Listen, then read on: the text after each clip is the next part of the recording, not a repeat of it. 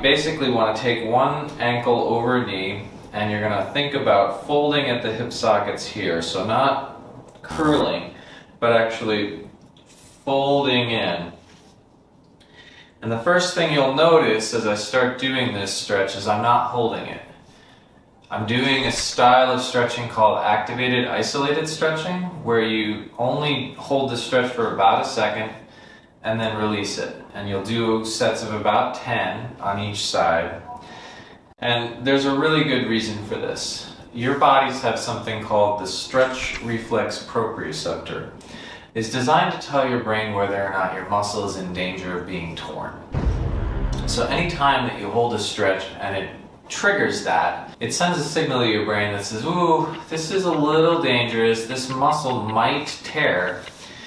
Your brain says, oh, that's not a good idea, and it sends a signal back to tighten the muscle and protect it.